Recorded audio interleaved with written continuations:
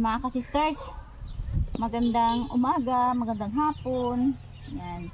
Ngayon ay mag-harvest na ako ng pipino. Nagkaroon na siya ng bunga. So i-harvest na natin.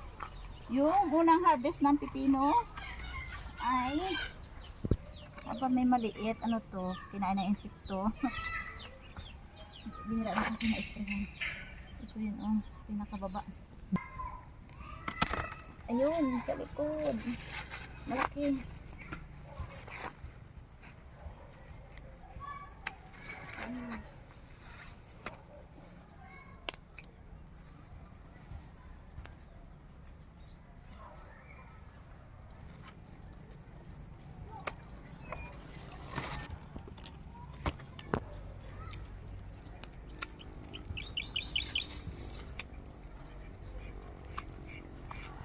Yun.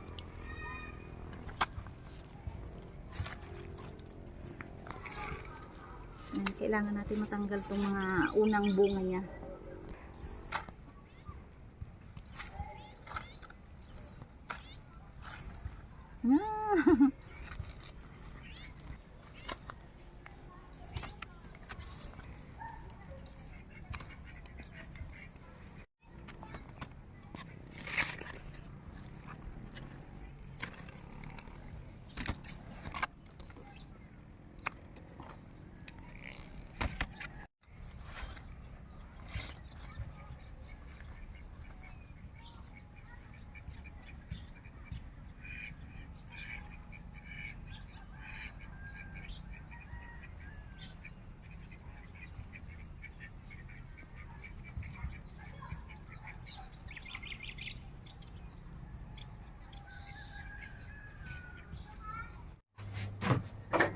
So ayan mga ka-sisters, bali ngayon ay magsasalad ako ng pipino.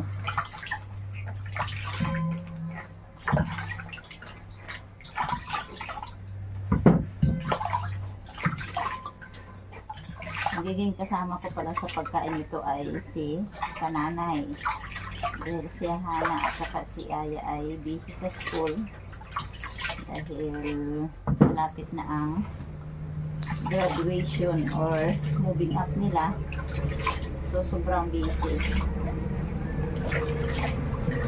Hindi natin makakasama si Aya at si Hana sa pagkain. Kami ng minanay. Imumukbang namin itong gagawin kong salad.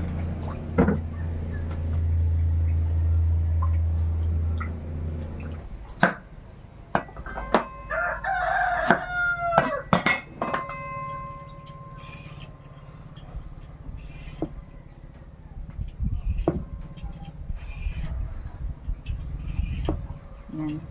Balatan ko lang siya ng kunti pero hindi ko ubusin yung balat. Kasi sa balat ay mayroon pang kunting vitamins. Ay makukuha pa tayong vitamina sa balat ng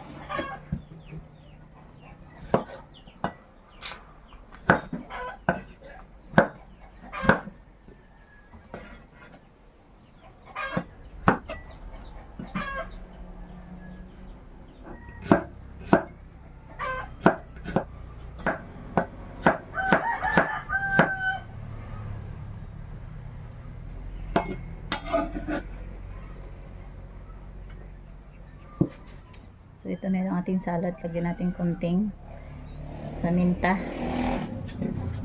asin. Yan. Haluin natin mamaya yan para magkalasa. So ayan mga ka-sisters, sakag tayo ng dilis. Yan. Kunting sangag-sangag lang to dahil maliliit na dilis, madali ito maluto. Lola kami ni nanay ang kakain ng pipino. Mukbang kami ni nanay sa pipino kasi sirado yung tiyan namin para kumain ng kanin. Parang ayaw magtanggap ng kanin yung tiyan namin, kaya tamang-tama sa amin dalawa ni nanay dahil pareho na rin kami matanda. Try namin walang kanin. Yan, napasimula namin pwedeng walang kanin. Tapos, ito mga ka-sisters, yung pinakapang-ulam namin yung dilis na sinangag. So, kain na kami at maraming salamat sa Panginoon at sa mga provide niya. Maraming salamat o Diyos sa pag-iingat, sa buhay at kalakasan, sa lahat-lahat. In Jesus' name. Amen. Kain tayo mga ka-sisters. Manyapat si ka-sister ay marami ng bunga ng pipino. Kaya, so, ayan, dilis. ayan. Sarap. Asin lang at saka paminta to. Pwede rin pala Walang basin? Pwede rin pala kahit walang kanin Hindi, okay, okay din natin. Kasi, Sarap ang tulog. try natin kumain ng natural lang sa palibot natin, kung puro gulay o puro basta walang kanin ay pwede yan mga ka-sisters. Importante ay pasok sa ating tiyan dahil kailangan magpasimula na tayo sa sa pag-budget ngayon sa pagkain dahil nagkagira-gira na dito sa mundo natin. So, apektado tayo dahil wala nang nagabinta ng gasolina at krudo. So, unless na hindi tayo magsakay lakad, balik tayo sa sinauna, puro lakad. Try natin na walang kanin. Yun. Mula na nagbira mga ka-sisters, walang nagtinda ng gasolina. Dito banda sa amin, sirado ang Petron. Balik sa sinauna na maglakad. Tayo, kaya natin yan. Maliban yung mga huling henerasyon ngayon. Kaya pinapag-aralan namin na hindi kumain ng kanin dahil sobrang biglang nagmahal yung bilihin namin. Dati ay nabili ko yung kalahating sakong bigas ay naka 800 o 900. Ngayon ay 1.6 na. Tataas pa daw. So, talo pa naman ako ay matakaw ako sa kanin. Kailangan ako mag-practice magkain ng mga ganitong pagkain.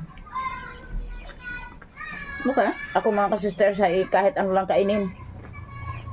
Pero kanina po mga ka-sisters, kumain lang po ako ng saging na linaga at saka talong.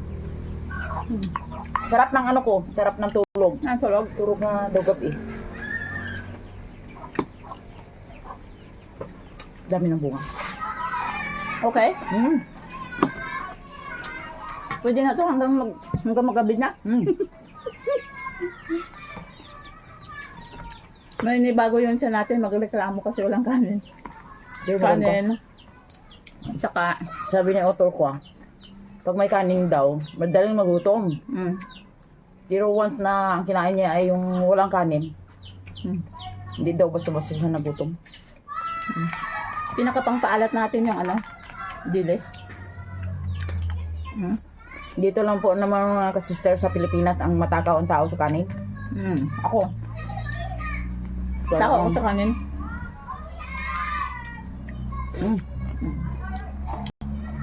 Kamatis, sibuyas, okay na.